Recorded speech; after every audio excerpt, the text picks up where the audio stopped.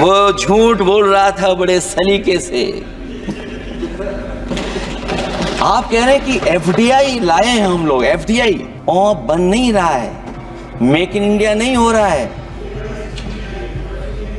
लेकिन जमीन किसने दी है?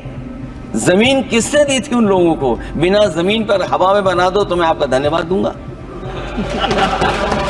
और परिणाम जो रिजल्ट आए हैं यूपी के, उसमें दिखाई दे रहा है कि आपने कितना काम किया है।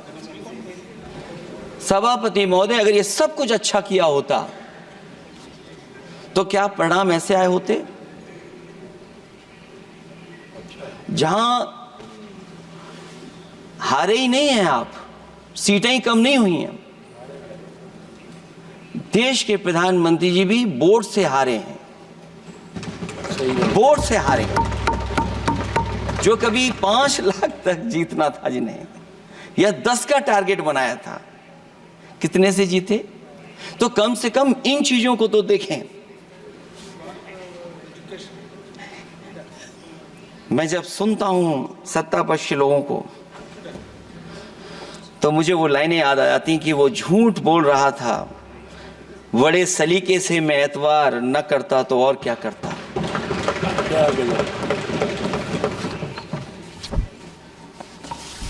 मुझे याद है कि देश के प्रधानमंत्री जी ने जनकपुर में एक झंडा दिखाया था और उस बस में 35 लोग बैठ करके अयोध्या आए थे। सभापति महोदय, उस समय भी मैंने मांग की थी कि जहां से जनकपुर से यात्रा शुरू हो रही है और अयोध्या तक बस से लोग आएंगे तो पता नहीं कितने घंटों में आएंगे। मैंने मांग की थी कि वहां से लेकर के अयोध्या तक एक्सप्रेसवे बनना चाहिए कि कम से कम जो जनकपुर से आए और अयोध्या दर्शन करने आ रहे हैं और बस से आ रहे हैं, कम से कम उनकी तकलीफ परेशानी तो कम होती। जो आप कहते हैं कि एफडीआई बहुत आया है, मैं अभी सुन रहा था, कहा कि टेलीफोन बनने लगे। टेलीफोन बन नहीं रहे हैं, मोबाइल बन नहीं रहे हैं।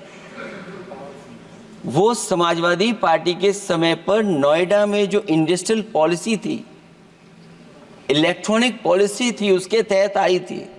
वो इंडस्ट्री जितनी आई है उस समय उस पॉलिसी के तहत आई और बन नहीं रहा है, मेक इन इंडिया नहीं हो रहा है।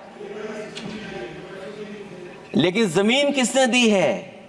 जमीन किसने दी थी उन लोगों को? बिना जमीन पर हवा में बना दो तो मैं आपका धन्यवाद दूंगा।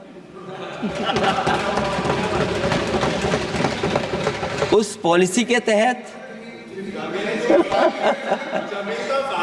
वो झूठ बोल रहा था बड़े सलीके से। आप कह रहे हैं कि एफडीआई लाए हैं हम लोग, एफडीआई।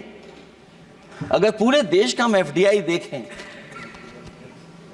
तो उत्तर प्रदेश को कितना एफडीआई मिला है? सभापति महोदय, अगर 1% से ज्यादा भी एफडीआई उत्तर प्रदेश को मिला हो तो बताइएगा आप।